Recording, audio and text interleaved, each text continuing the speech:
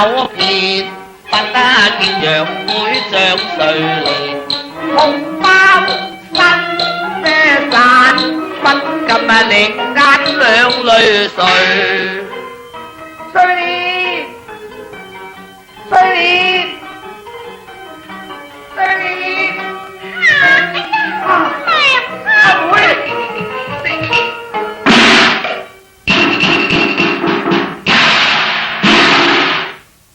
估到是妹妹，原來卻是一位姑娘。點解佢會叫我嘅？點解佢認我呢？咁我問下佢至得。問下你得，你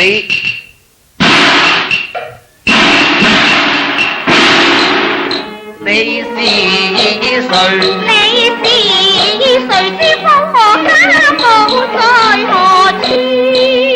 誰是你冤親？我不過是要妹。你分明呼喚路小事，你不怕應付聲氣？我沿途呼妹妹，未有喚你名義，我妹妹都叫做睡蓮。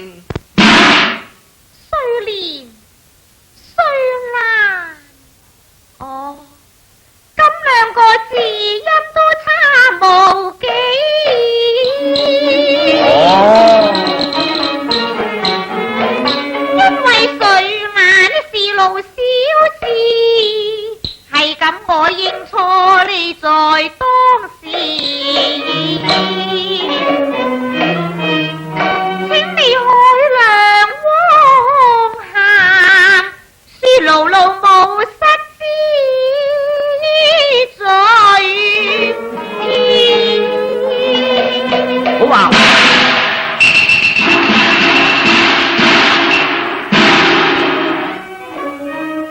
既是連蘭的意字音相近，一時唔應，豈會見怪峨眉？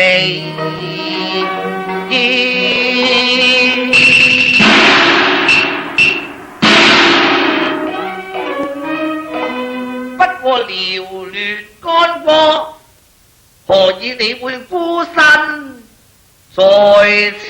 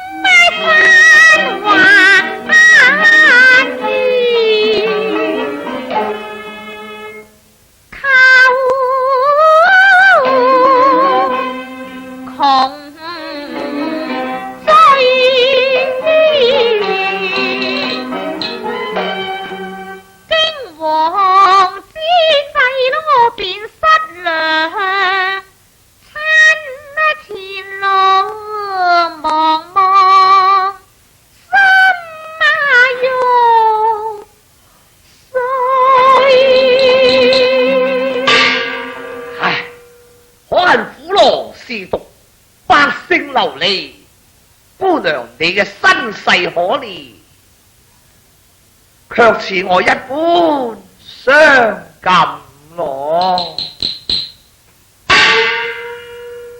咁我請問上公，比如你又有何相感呢？姑娘上公請講。想我掌硬細路，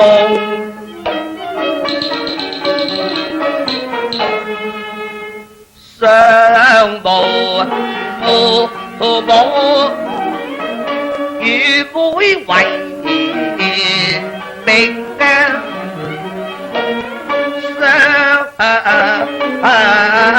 依，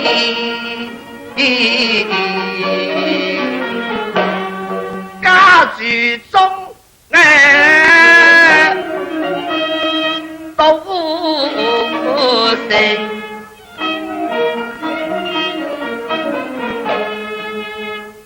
又讀如書，本是個紅門。收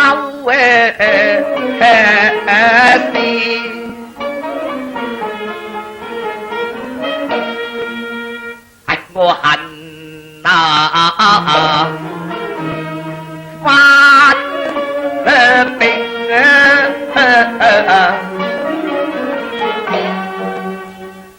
挑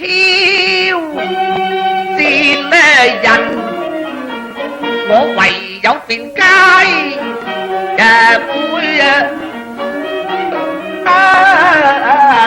會離不行中途，追兵至同胞失散，國風世，可嘆每歲年，不知飄零何處。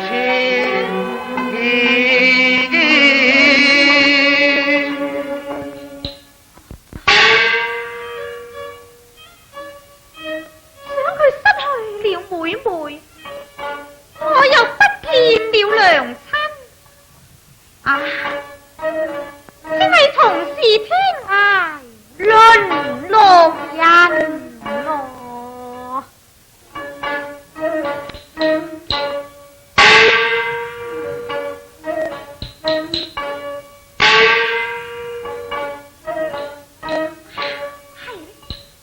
想我娘親已不見。是個女流之輩，獨自一人，試問又怎能行走呢？時已黃昏，我找尋妹妹為要緊，此地不便多留。